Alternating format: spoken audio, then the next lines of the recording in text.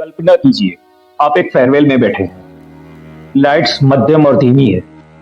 दोस्त एक दूसरे के गले मिल रहे हैं और अचानक एक गाना बजता है, लेकिन आवाज किशोर कुमार की नहीं है। सुन के अजीब लगा, क्योंकि यह गीत पहले किसी और के लिए सोचा गया था। ना अलग होता तो शायद आज हर फेयरवेल में बजने वाला यह गीत किसी और आवाज में होता, और शायद इतना अमर भी नहीं होता। ये कहानी है एक गीत की, एक संदेह की, और एक आखिरी पल में लिए गए फैसले की। और दो आवाजें, एक जो चुनी जाने वाली थी और एक ये जो इतिहास बन गई। 79 बॉम्बे फिल्म इंडस्ट्री बदल रही थी। एक तरफ एक्शन फिल्मों का उभार, दूसरी तरफ संवेदनशील सिनेमा।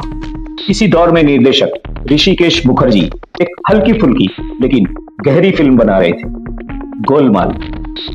कॉमेडी लेकिन व्यंग के साथ, सरल कहानी लेकिन मानवीय सच्चाई के साथ। संगीतकार थे R.D. बर्मन। पंचम दा उस समय प्रयोगों के उस्ताद थे, लेकिन इस फिल्म में उन्हें चाहिए थी सादगी। एक गीत जो फिल्म के हल्केपन में एग्जैक्टली फिट बैठे, लेकिन जीवन का उद्देश्य भी कहे। उन्होंने धुन बनाई और फिर सवाल आया, कौन गाएगा? उस समय एक आवाज तेजी से लोकप्रिय हो रही थी। वो आवाज थी के.जे. येसुदास की। उनकी गायकी में शुद्धता थी, क्लासिकल टच था, आध्यात्मिक गहराई थी। स्टूडियो मीटिंग में नाम आया, येसुदास इस गीत को बहुत खूबसूरती से निभाएंगे। क्यों? क्योंकि इस फिल्म के हीरो थे अमोल पालेकर। उस दौर में येसुदास जी ही अमोल पालेकर की आवाज हुआ करते थे। प्रारंभिक चर्चा हुई, विचार लगभग तय था।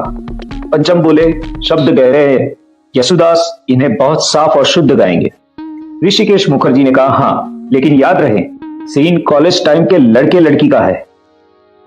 हम YouTube से रिक्वेस्ट करते हैं इस वीडियो में जो हमने क्लिप्स यूज की है उस पर कॉपीराइट स्ट्राइक ना दे, क्योंकि हमने इसे फेयर यूज के लिए लिया है, जिसके द्वारा हम लोगों को जानकारी दे सके। ना तो हम ये वीडियो में ली गई ऑडियो या वीडियो की दावेदारी करते हैं और ना तो हम इसे मालिकाना हक मानते हैं। चलिए कहानी में आगे बढ़ते हैं। एक रात पंचम दा अपने घर पे बैठे बैठे कुछ सोच रहे थे। उन्होंने खुद धुन गुनगुनाई, आने वाला पल जाने वाला है। उन्हें एहसास हुआ, अगर इसे बहुत गंभीर अंदाज में गाया गया तो ये गीत एक उपदेश जैसा लगेगा। उन्हें चाहिए था एक soft but strongly motivating song, जो एक उद्देश्य नहीं एक मैसेज जैसा लगे, लेकिन दोस्ती के साथ। कहते हैं अगली मीटिंग में पंचम दा ने कहा, यह गाना किशोर गाएगा। कमरे में हल्की हैरानी छा गई। किशोर कुमार, जो मस्ती और यॉडलिंग के लिए मशहूर है? लेकिन पंचम जानते थे किशोर सिर्फ कॉमिक नहीं थे, वो भावनाओं के भी उस्ताद थे। और अगले दिन स्टूडियो में दाखिल होते हैं किशोर कुमार, हमेशा की तरह हल्के अंदाज में। उन्होंने गीत पढ़ा, मुस्कुराए और बोले, अरे पंचम, ये तो जीवन का हिसाब किताब लगता है। सब हंस पड़े, लेकिन टेक शुरू होते ही किशोर बदल गए। आवाज में मुस्कान थी, हल्की सी उदासी थी, लेकिन बोझ नहीं लग रही थी, जैसे कोई हवा में तैरता हुआ गुनगुना रहा है। यहां पंचम दा की सबसे बड़ी समझ दिखती है। कोई भारी ऑर्केस्ट्रा नहीं, सीमित इंस्ट्रूमेंट, तबला और रिदम आधारित धुन।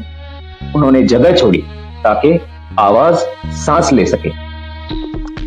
लेकिन एक सवाल अब भी बाकी है, अगर ये गीत येसुदास गाते तो क्या ये कम सुंदर होता या सिर्फ अलग होता? कल्पना कीजिए, आवाज और शुद्धता और क्लासिकल टच शायद ज्यादा आध्यात्मिक होता, लेकिन क्या इसमें वह दोस्ताना सलाह वाली सहजता होती? यही फर्क था कि पंचम दा ने येसुदास जी की जगह किशोर दा को चुना। फिल्म रिलीज हुई, गोलमाल सफल रही, लेकिन यह गीत फिल्म से बाहर निकल गया। यह फेयरवेल का गीत बन गया, यह विदाई का गीत बन गया, जिंदगी के हर बदलाव का साउंड ट्रैक बन गया। और विडंबना देखिए, गीत कहता है पल जाने वाला है, लेकिन खुद कभी नहीं गया। पंचम दा का यह फैसला सिर्फ कास्टिंग नहीं था, यह समझ थी कि सही गीत के लिए सही भावनात्मक टोन चाहिए। किशोर कुमार ने दर्शन को हल्का रखा, दर्द को दोस्त बनाया और जीवन को सरल। हर साल कहीं ना कहीं कोई ये गीत गा रहा होता है। कोई दोस्त बिछड़ रहा होता है, किसी का प्यार छूट रहा होता है, कोई स्कूल खत्म कर रहा होता है, कोई जिंदगी के नए मोड़ पर खड़ा होता है और पीछे बजता है ये गीत। शायद उस रात पंचम दा ने जो फैसला बदला वही इस गीत की किस्मत बदल गया।